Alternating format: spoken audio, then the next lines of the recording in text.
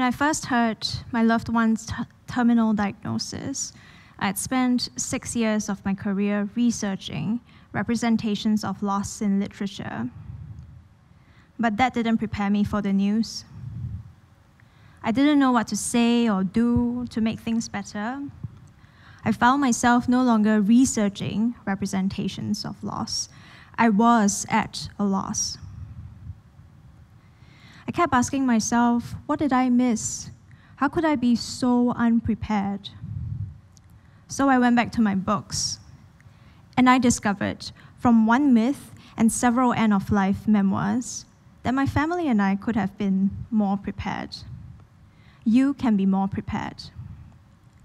I'm here today to share with you some of my findings, so let's begin with the myth. In Greek mythology, Sisyphus is a cunning human king and a rebel against the Olympian gods. He is condemned by Zeus, king of the gods, to roll a giant boulder up a hill, see it roll down again, walk down the hill to retrieve the boulder, and repeat the process forever. This story of fruitless labor has captured the imagination of many thinkers, including Algerian French writer Albert Camus. Camus regards Sisyphus' situation as absurd. He tells us that we recognize absurdity when we encounter an experience in life which is neither meaningful nor explainable. Case in point, the Sisyphean task. But instead of a Sisyphus who questions pointlessly, why is this happening to me? Why do I have to roll a giant boulder up and down the hill for eternity? Camus invites us to imagine Sisyphus happy, as he defies the Greek god's expectations that misery would surely follow his absurd predicament. Camus wants us to picture this, that every time Sisyphus walks down the hill to retrieve the boulder, he imagines every grain of sand and every mineral flake of that hill to contain within it a world to be lived and experienced in a personally meaningful way. The multitude of worlds generated by the sand grains and mineral flakes would allow Sisyphus to live a multitude of personally meaningful lives. This shift of focus from pointless questioning to imagining the possibility of living a personally meaningful life in the face of absurdity is also encapsulated in stories written by terminally ill writers.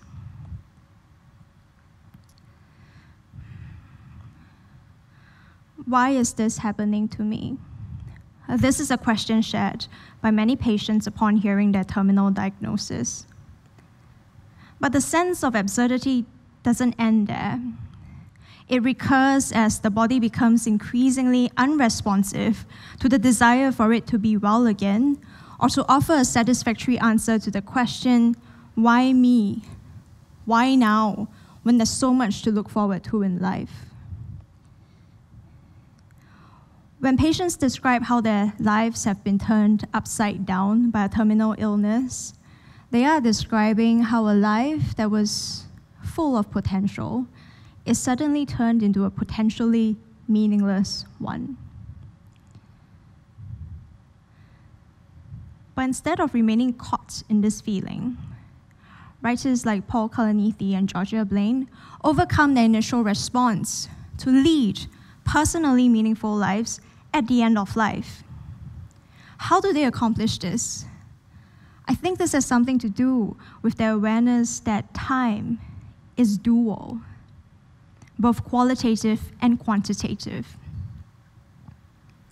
Let's begin thinking about quantitative time.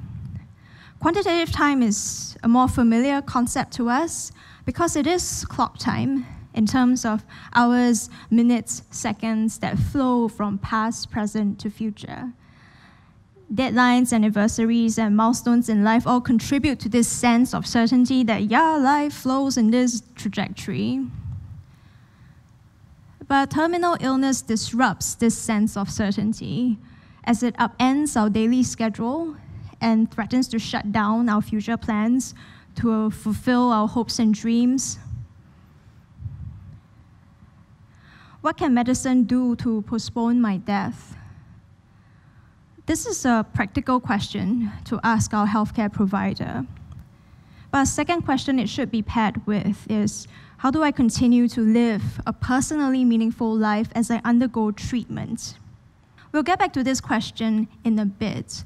For now, the desire to live, to extend clock time, is perfectly reasonable.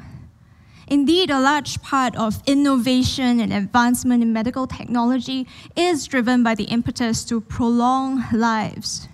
But a singular focus on extending clock time at all costs is potentially harmful to us because it could lead us to demand treatments that cannot cure us, extraordinary life-sustaining treatments that only prolong the dying process when death is imminent, and the delay or rejection of pain management or palliative care for better quality of life at the end of life.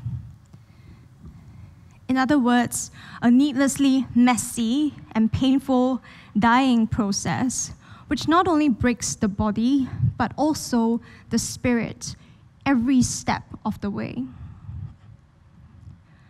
This leads me back to the question, how do I continue to live a personally meaningful life as I undergo treatment?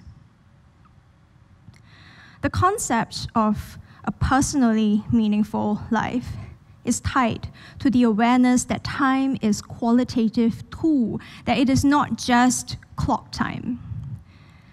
The concept of a qualitative time is less familiar to us because we don't usually think about it.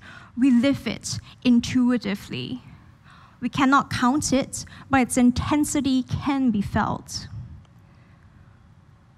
Paul Kalanithi, a doctor by vocation, was passionate about his job and stayed with it for as long as he was well enough to do so, describes this intensity of qualitative time in these words, and I quote, 2 hours can feel like a minute, unquote.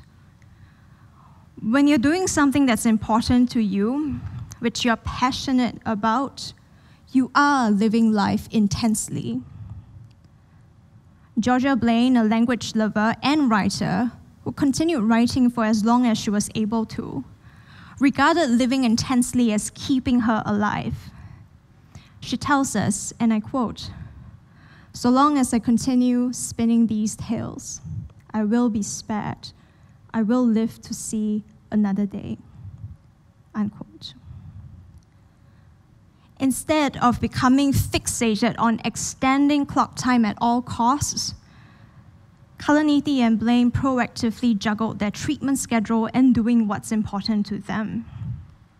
In the face of healthcare's tendency to speak for the patient, considering what a personally meaningful life looks like to us, alongside treatment options, schedules, and limitations, will empower us, the patients, to play an active role in our care. In many ways, we're all terminal.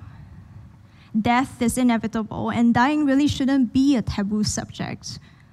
Studies have shown that avoiding conversations about preparing for the end could lead patients, their family members, and even healthcare professionals into a false dichotomy. That is, thinking you only have two options. Either you go all out to save the patient at all costs, or you simply let the patient die.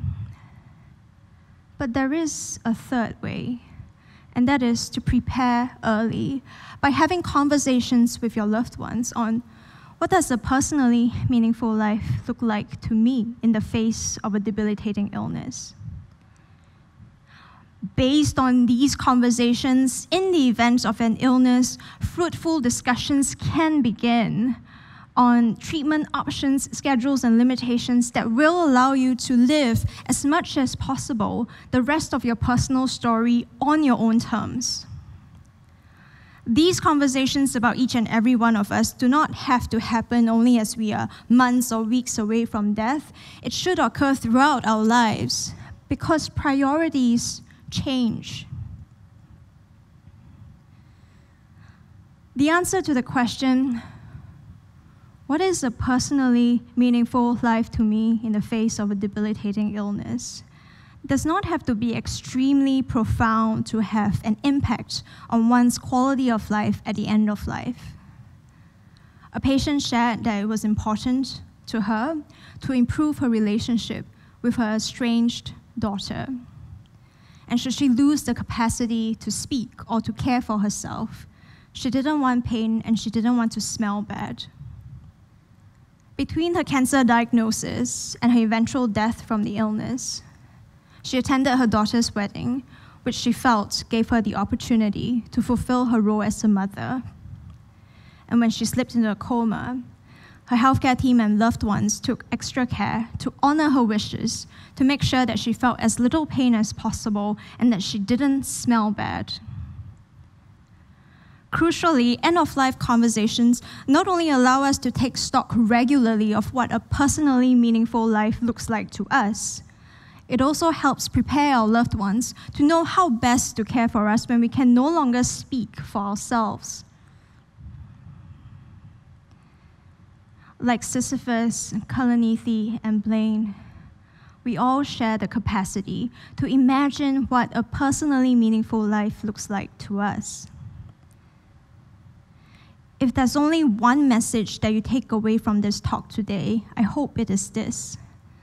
Start the end-of-life conversations with your loved ones today. And in the face of absurdity, never stop imagining Sisyphus happy.